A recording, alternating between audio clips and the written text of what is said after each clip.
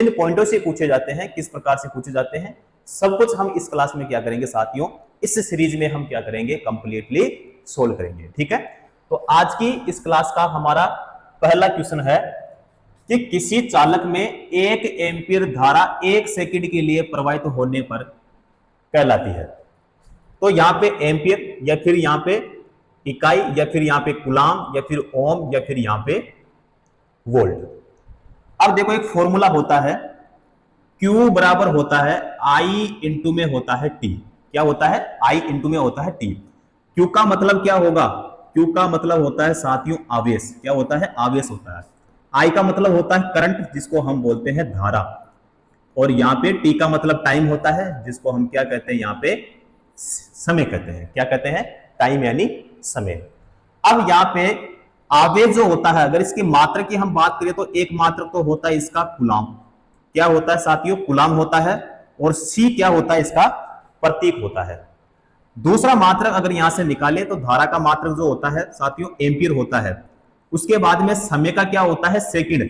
तो ampere into second भी किसका मात्रक होता है? यहाँ पे आवेश का। ठीक है, तो आवेश का मात्रक यहाँ पे क्या होता है? कूलाम होता है। अब क्वेश्चन में देखो यहाँ पे 1 एम्पीयर, ठीक है, यहाँ पे मैं 1 एम्पीयर, ठीक है, यहाँ पे है 1 सेकंड, तो इंटू में यहाँ पे आ जाएगा 1 सेकंड। ठीक है, बराबर बताओ ये किसका फॉर्मूला होता है? तो ये होता है आवेश का। किसका होता है? आवेश का होता है। आवेश का प्रतीक क्या होता है? Q होता है, जिसको हम इंग्लिश में कहते हैं चार्ज। ठीक है, चार्ज यानी आवेश, और आवेश का मात्रक क्या होता है साथियों? कूलाम होता है। क्या होता है? कूलाम होता है। कूलाम जो है यहाँ पे हमारे कौन से ऑप्शन में है साथियों? सी ऑप्शन में है। ठीक है, यहाँ पे कौन सा हो जाएगा करेक्ट आंसर? C option. अब यहाँ पे ए ऑप्शन में है एम्पियर। बताओ एम्पियर जो है ये किसका मात्रक होता है? करंट का, यानी धारा का होता है। किसका होता है? धारा का होता है। कूलाम किसका होता है? आवेश का होता है। दूसरा मात्रक एम्पियर इंटू क्या होता है? सेकंड होता है। ओम किसका होता है? ओम होता है प्रतिरोध का। किसका होता है? प्रतिरोध का होता है, जिसे हम क्या कहते हैं? रेजिस्टेंस कहते हैं। वोल्ट किसका होता है? देखो 3 चीजें होती है। एक होता है विभव, एक होता है विभवांतर, और एक होता है विद्युत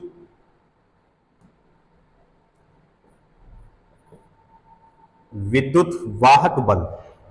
विद्युत वाहक बल। ठीक है, इसको हम शॉर्ट में कहते हैं EMF, इलेक्ट्रोमोटिव फोर्स। ठीक है, तो यहां पे जो तीनों की इकाई होती है वो क्या होती है? वोल्ट होती है। ठीक है, तो विभव के लिए पूछे, विभवांतर के लिए, या विद्युत वाहक बल के लिए, या फिर आपको पूछे वोल्टेज की इकाई क्या होती है, तो आपको क्या बताना है? वोल्ट होती है। ठीक है, तो इस क्वेश्चन में हमारा कौन सा सही हो जाएगा? सी ऑप्शन, यहाँ पे कूलाम यानी हमारा राइट आंसर हो जाएगा। क्लियर? चलो अगला क्वेश्चन करेंगे। अगला क्वेश्चन है 1 जूल प्रति 1 सेकंड होता है। 1 जूल प्रति 1 सेकंड होता है। बताओ 1 वोल्ट, 1 एम्पियर, 1 वाट, 1 ओम, या फिर इनमें से कोई नहीं, या फिर इनमें से कोई नहीं। देखो 1 जूल प्रति 1 सेकंड, देखो एक फॉर्मूला होता है हमारे पास में पावर का, यानी शक्ति का। शक्ति बराबर क्या होता है? शक्ति बराबर होता है कार्य। कार्य बटा क्या होता है? कार्य बटा होता है समय। कार्य बटा क्या होता है? समय होता है। अब यहां पे जो कार्य है, इस कार्य का मात्रक तो क्या होता है? जूल होता है। क्या होता है? जूल। उसके बाद में जो समय है इसका होता है सेकंड। क्या होता है? सेकंड होता है। जूल प्रति सेकंड बताओ किसका मात्रक है? पावर का, यानी शक्ति का। उसके बाद में इसका मात्रक होता है वाट।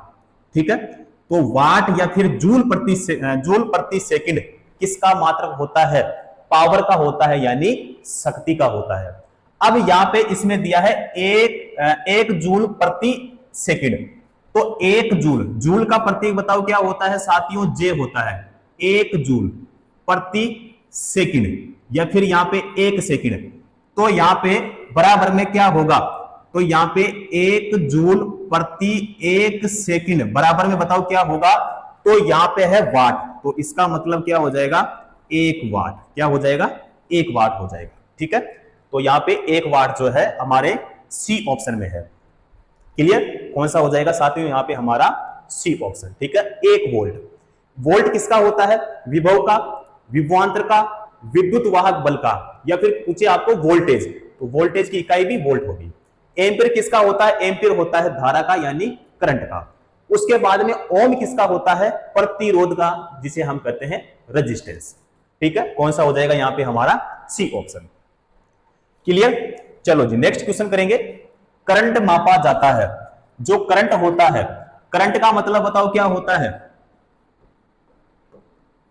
करंट को कहेंगे हम विद्युत धारा, या फिर इसको हम कह सकते हैं धारा। क्या कहेंगे? धारा कहेंगे। धारा जो है, धारा बराबर अगर फॉर्मूले की बात करें हम, तो आवेश बटे में क्या होता है? समय। आवेश बटे में क्या होता है? समय होता है। तो देखो, धारा का मतलब तो होता है I बराबर, आवेश का मतलब होता है Q, समय का मतलब क्या होता है? T होता है। I बराबर Q बटा T। यानी धारा का अगर मात्रक की बात करें तो आवेश का बताओ क्या होता है? तो आवेश का जो होता है कूलाम होता है। क्या होता है? कूलाम। उसके बाद में समय का क्या होता है? तो अभी हमने देखा था कि समय का क्या होता है? सेकंड होता है। कूलाम प्रति सेकंड किसका मात्रक होता है? धारा का। कूलाम प्रति सेकंड धारा का मात्रक होता है। दूसरा मात्रक इसका हो जाएगा एम्पियर। क्या हो जाएगा? एम्पियर हो जाएगा।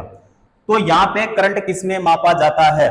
एम्पियर में। किसमें भाई? एम्पियर में। तो धारा की इकाई क्या होती है? एम्पियर होती है। तो एम्पियर जो है यहां पे हमारे कौन से ऑप्शन में साथियों? सी ऑप्शन में। करेक्ट आंसर हमारा सी ऑप्शन राइट आंसर हो जाएगा। उसके बाद में यहां पे है देखो वाट। वाट किसका होता है? पावर का होता है, जिसे हम क्या कहते हैं? शक्ति कहते हैं। वोल्ट किसका होता है? तो विभव, विभवांतर और विद्युत वाहक बल, तीनों की इकाई क्या होती है? वोल्ट होती है। मीटर किसका होता है? मीटर हो जाएगा भाई लंबाई का। ठीक है, लंबाई की इकाई पूछे, यूनिट अगर आपको पूछे तो आपको क्या बताना है? मीटर बताना है। एम्पीयर किसका होता है? धारा का होता है। धारा का दूसरा मात्रक कूलाम प्रति सेकंड होता है। ओम किसका होता है? रेजिस्टेंस का होता है। किसका होता है? रेजिस्टेंस का। रेजिस्टेंस का मतलब क्या हो गया भाई? प्रतिरोध। और इसका जो प्रतीक होता है वो क्या होता है भाई? आर होता है। प्रतीक क्या होता है इसका? आर होता है। ओम का जो प्रतीक होता है वो ओमेगा होता है। ठीक है, इस साइन से इसको प्रेजेंट करते हैं। क्लियर? तो यहां पे हमारा कौन सा हो जाएगा साथियों? C option. क्लियर? चलो जी, अगला क्वेश्चन करेंगे। विभवांतर होता है। विभवांतर होता है, बताओ विभवांतर किसे कहते हैं? तो यहां पे यह एक विद्युत परिपथ में दो बिंदुओं के बीच विद्युत विभव का अंतर, जो कि यहां पे बिल्कुल सही होगा भाई। ठीक है, दो बिंदुओं के मध्य का अंतर ये नहीं होगा। दो बिंदुओं के मध्य प्रतिरोध ये भी नहीं होगा। उपरोक्त सभी ये नहीं होगा। कोई नहीं ये भी नहीं होगा।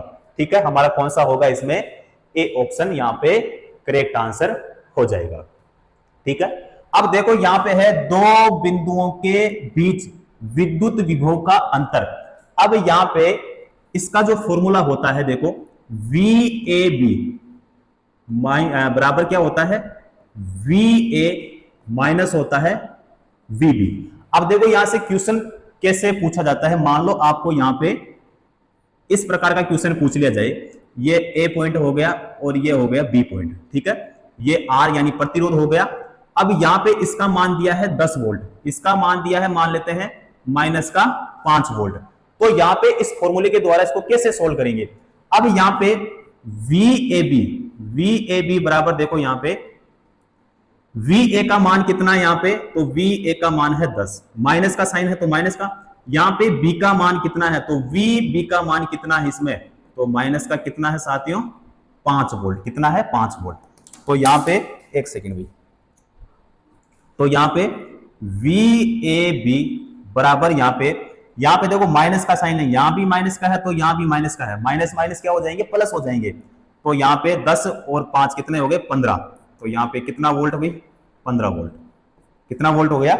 15 वोल्ट। इसी प्रकार से मान लो कोई दूसरा क्वेश्चन पूछ लिया जाए आपको, जैसे मान लो यहां पे ये R दे दिया, यहां पे ये A पॉइंट दे दिया, ये यहां पे B पॉइंट दे दिया। यहां पे इसका मान 10 वोल्ट और यहां पे दे देते हैं मान लो 2 वोल्ट। अब देखो यहां पे VAB बराबर यहां पे 10 वोल्ट, माइनस यहां पे कितना है, यहां पे है 2 वोल्ट, ठीक है। तो VAB बराबर यहां पे क्या होगा, तो देखो 10 माइनस यहां पे कितना है 2, तो बराबर में यहां पे कितना हो जाएगा 8 वोल्ट, कितना हो जाएगा 8 वोल्ट हो जाएगा, ठीक है। तो इस फॉर्मूले के द्वारा इस प्रकार की क्वेश्चन यहां पे सोल्व कर सकते हो, ठीक है। इस क्वेश्चन का राइट आंसर क्या हो जाएगा साथियों, ए ऑप्शन, यानी जो सर्किट होता है दो बिंदुओं के बीच जो विभव होता है उसका अंतर क्या कहलाता है भाई, यहां पे विभवांतर। क्लियर, चलो जी अगला क्वेश्चन करेंगे। कॉपर अणु में कितने इलेक्ट्रॉन होते हैं, कॉपर अणु में कितने इलेक्ट्रॉन होते हैं। कॉपर का मतलब क्या हो गया, यानी तांबा। तो तांबा का जो परमाणु होता है उसमें अणु में कितने इलेक्ट्रॉन होते हैं, ठीक है। अब यहां पे बात हो रही है तांबे की, तांबे का मतलब कॉपर, यानी इसको Cu से प्रेजेंट करते हैं, यानी प्रतीक क्या होता है इसका Cu होता है। अब यहां पे अगर हम बात करें इसके परमाणु क्रमांक की, परमाणु क्रमांक इसका कितना होता है 29 होता है। कितना होता है साथियों, 29 होता है। अगर आपको पूछे परमाणु क्रमांक की जगह पूछे आपको इलेक्ट्रॉन कितने होते हैं, तो कितना बताना है आपको, 29 ही बताना है। कितना बताना है, 29 ही बताना है। कि जो कॉपर होता है, तांबा होता है, उसमें इलेक्ट्रॉन की संख्या अगर आपको पूछे 29 बताना है। परमाणु क्रमांक अगर आपको पूछे तो कितना बताना है, 29 ही बताना है। अब यहां से एक सवाल मैं आपसे पूछता हूं कि यहां पे जो कॉपर है, तांबा का जो परमाणु है, इसकी अंतिम कक्षा में इलेक्ट्रॉन की संख्या कितनी होती है। परमाणु का जो कॉपर होता है, इसका जो परमाणु होता है, इसकी जो अंतिम कक्षा होती है उसमें इलेक्ट्रॉन की संख्या कितनी होती है, ठीक है। अब देखो यहां पे ये मान लेते हैं हमारा Cu यानी कॉपर, ये नाभिक हो गया और ये ऑर्बिट हो गई, यानी इसकी कक्षाएं हो गई, ठीक है।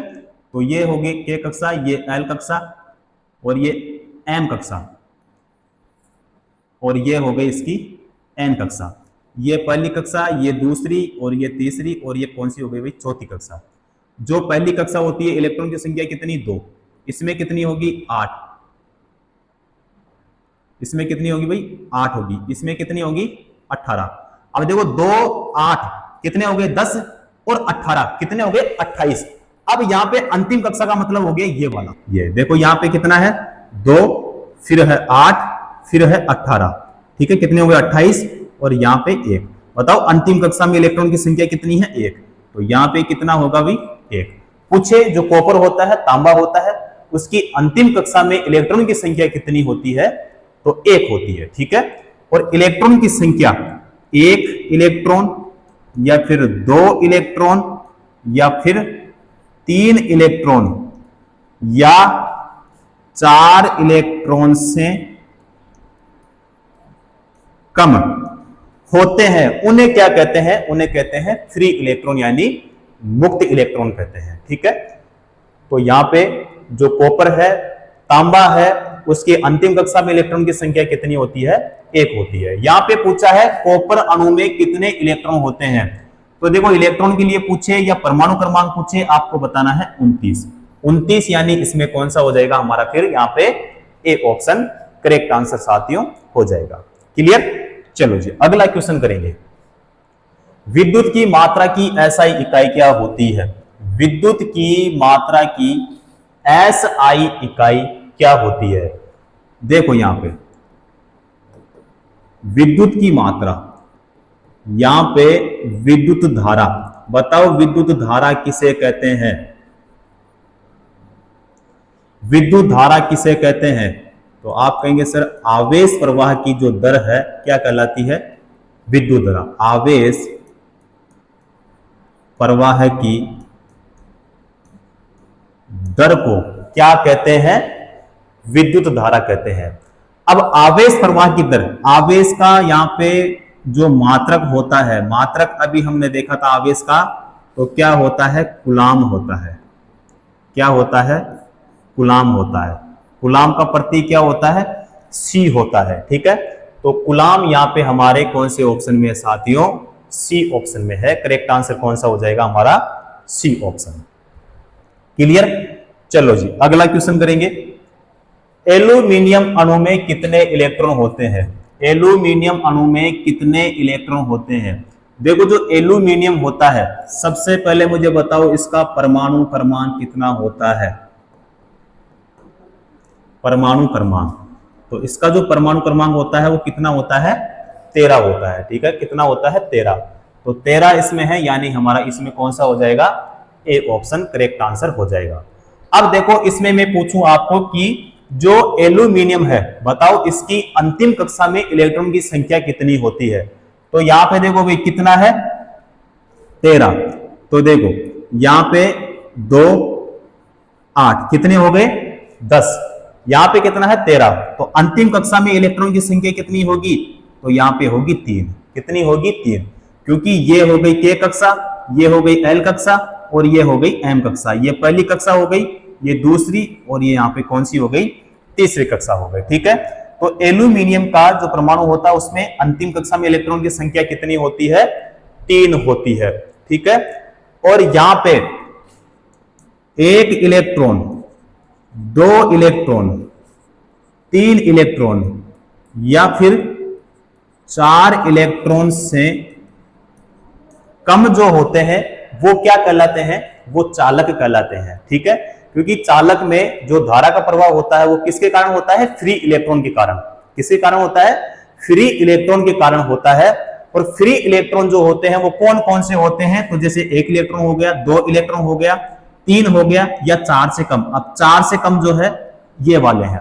ठीक है, तो यहां पे देखो 3, अंतिम कक्षा में 3 इलेक्ट्रॉन है, तो एल्यूमिनियम क्या है, चालक है। ठीक है, उसके बाद में अभी हमने देखा था यहां पे जो कॉपर है, तांबा है, उसकी अंतिम कक्षा में इलेक्ट्रॉन की संख्या कितनी थी, 1। तो कॉपर क्या है, एक चालक है। ठीक है, चलो जी, चलो अगला क्वेश्चन करेंगे। इलेक्ट्रॉन में होता है, इलेक्ट्रॉन जो होता है उसमें क्या होता है, तो यहां पे क्वेश्चन में पूछा है, यहां पे ऑप्शन देखो नीचे, आवेश इसमें बताना है। तो इलेक्ट्रॉन का जो आवेश होता है वो होता है नेगेटिव। ठीक है, इलेक्ट्रॉन पर जो आवेश होता है वो नेगेटिव चार्ज होता है। नेगेटिव चार्ज का मतलब होता है जिसको हम कहते हैं ऋण आवेश कहते हैं या फिर ऋणात्मक कहते हैं। ठीक है, यानी यहां पे हमारा कौन सा हो जाएगा, हमारा यहां पे ए ऑप्शन हो जाएगा, यानी ऋणात्मक आवेश होता है। ठीक है, देखो इलेक्ट्रॉन का पूछा जाता है,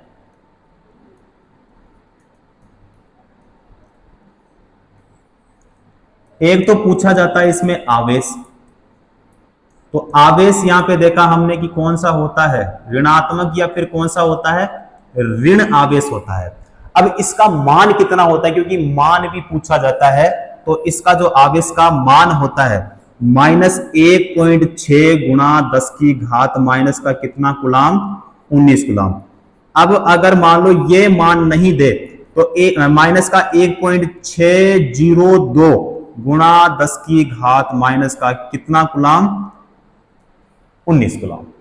ठीक है, तो दोनों मानों में से अगर कोई सा ही मान दे तो दोनों ही क्या होंगे, सही होंगे। और किस नेचर का या किस प्रकृति का होता है तो आपको बताना है, नेगेटिव होता है यानी ऋण आवेश होता है या फिर ऋणात्मक होता है। ठीक है, तो यहाँ पे आवेश का मान कितना होता है, -1.6 गुणा 10 की घात माइनस का 19 कुलाम, या फिर -1.602 गुणा 10 की घात माइनस का कितना होता है, 19 कुलाम होता है। यहाँ पे हमारा कौन सा हो जाएगा साथियों, ए ऑप्शन राइट आंसर हो जाएगा। ठीक है, चलो अगला क्वेश्चन।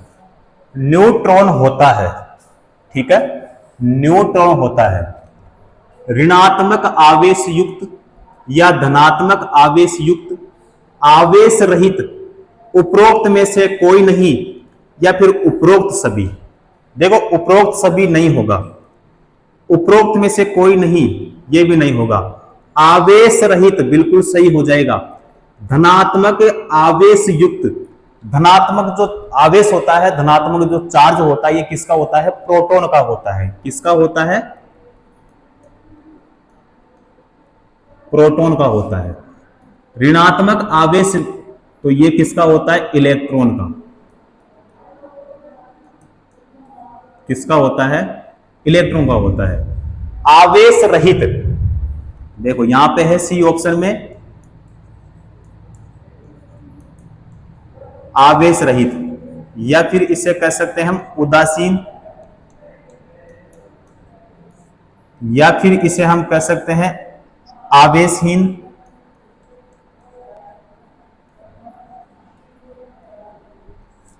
या फिर हम कर सकते हैं शून्य।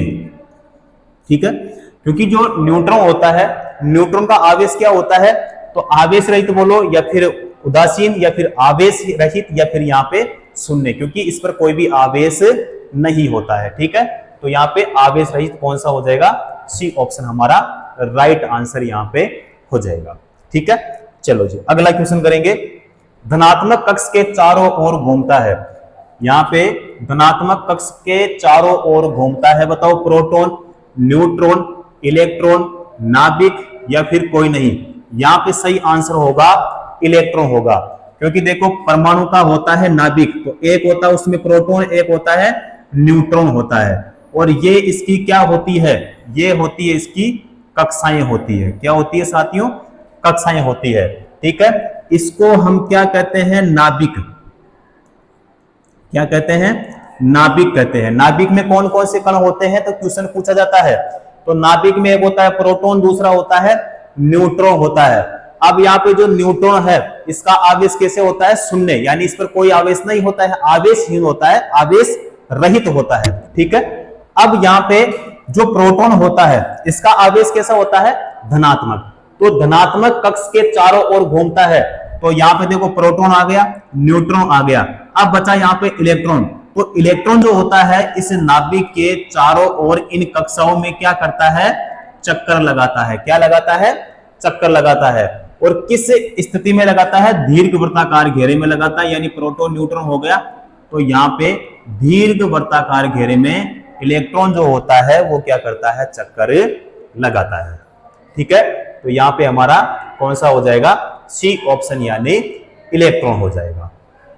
क्लियर, चलो जी अगला क्वेश्चन करेंगे। धारा, समय और आवेश के बीच गणितीय संबंध निम्न है। देखो यहां पे है धारा, समय, आवेश के बीच गणितीय संबंध, इनमें से क्या होगा। T बराबर I बटा Q नहीं होगा, Q बराबर I प्लस T ये भी नहीं होगा, इनमें से कोई नहीं, देखना पड़ेगा पहले, क्योंकि दो ऑप्शन अभी अपने पास में है। I बराबर Q बटा T ये वाला सही होगा, शून्य ये भी नहीं होगा, और यहाँ पे ये भी नहीं होगा। कौन सा होगा हमारा यहाँ पे, बी ऑप्शन। अब देखो यहाँ पे है I का मतलब क्या होता है, तो I का मतलब करंट होता है, यानी धारा होता है। धारा बराबर यानी Q का मतलब क्या होता है, आवेश होता है, और जो T है इस T का मतलब क्या होता है, टाइम होता है, जिसे हम कहेंगे यहाँ पे समय कहेंगे। तो धारा बराबर आवेश बटा समय, ये किसका होता है, धारा का होता है। उसके बाद में यहाँ पे एक फॉर्मूला और होता है कि Q बराबर होता है I इंटू में होता है T। क्या होता है, I इंटू में होता है T। I का मतलब धारा होता है, T का मतलब समय, और Q का मतलब क्या होता है, चार्ज, यानी जिसको हम कहते हैं आवेश कहते हैं। क्या कहते हैं, आवेश। तो यहाँ पे समय और आवेश के बीच गणितीय संबंध क्या है, तो यहाँ पे है धारा। इसमें पूछा है धारा, धारा का फॉर्मूला क्या होता है, तो धारा का फॉर्मूला होता है I बराबर जो होता है वो Q बटे में क्या होता है, T होता है। इसीलिए यहाँ पे हमारा कौन सा हो जाएगा, बी ऑप्शन राइट आंसर यहाँ पे हो जाएगा। ठीक है, चलो जी अगला क्वेश्चन करेंगे। यहां पे है, यदि एक चालक में 120 कूलाम का आवेश 60 सेकंड के लिए प्रवाहित होता है, तो चालक में धारा कितनी होगी। चालक में यानी कंडक्टर में जो धारा है वो कितनी होगी, एम्पियर में अपने को यहाँ पे ज्ञात करना है। अब देखो यहाँ पे धारा, धारा का फॉर्मूला अभी हमने देखा था कि I बराबर क्या होता है, Q बटे में होता है T। Q बटे में क्या होता है, T होता है। अब यहाँ पे जो Q का मान है वो कितना है, 120 है भाई, कितना है 120, बटे में T कितना है 60 सेकंड है। ठीक है, तो यहाँ पे बताओ कितना होगा, तो यहाँ पे हो जाएगा 2 एम्पियर। कितना होगा, 2 एम्पियर हो जाएगा। 2 एम्पियर का मतलब क्या हो गया, यानी हमारा बी ऑप्शन क्या हो जाएगा साथियों, करेक्ट हो जाएगा। क्लियर, चलो जी अगला क्वेश्चन। 1 मिली एम्पियर किसके बराबर होता है। 1 मिली एम्पियर जो होता है ये किसके बराबर होता है। देखो 1 मिली, 1 मिली का मतलब क्या होता है? देखो मिली का मतलब होता है 10 की घात माइनस का 3। मिली का मतलब क्या होता है? 10 की घात माइनस का 3 होता है। अब कितना मिली है? 1 मिली। तो 1 इंटू में बताओ कितना होगा? 10 की घात माइनस का कितना होगा? 3 होगा। अब बराबर में यहां पे क्या होगा? देखो 10 की घात माइनस का 3, इसका मतलब क्या हो गया? 1 बटे में कितना हो गया? 1000। 1 बटे में कितना हो गया? 1000 हो गया। तो यहाँ पे 1 बटे में कितना होगा? तो यहाँ पे बटे में हो जाएगा 1000, क्योंकि मिली है। अब देखो इसका भाग यहाँ पे ऊपर वाली संख्या में देना है, नहीं जाएगा तो यहाँ पे होगा 0। ठीक है, 0 होगा। उसके बाद में फिर यहाँ पे देंगे तो नहीं जाएगा, यहाँ पे लगेगा पॉइंट। उसके बाद में यहाँ पे लगाएंगे हम 0। कितने हो गए? 10। नहीं जा रहा तो फिर 0 लगाएंगे, तो फिर यहाँ पे एक 0। फिर नहीं जाएगा तो फिर यहाँ पे एक 0, तो फिर यहाँ पे एक 0। कितना हो गया? 1000। तो यहाँ पे कितना हो जाएगा? फिर 1 हो जाएगा। तो यहाँ पे 1, यानी यहाँ पे हो जाएगा 0.001 एम्पियर। ठीक है, क्योंकि धारा का मान बताना था, वैल्यू किस में आएगी? एम्पियर में। तो यहाँ पे 0.001 एम्पियर, यानी फिर कौन सा हो जाएगा? यहाँ पे हमारा ए ऑप्शन क्या हो जाएगा? राइट आंसर हो जाएगा। क्लियर? तो साथियों, आज की इस क्लास को हम यहीं पे समाप्त करेंगे और उसके बाद में करेंगे अगली नेक्स्ट क्लास में।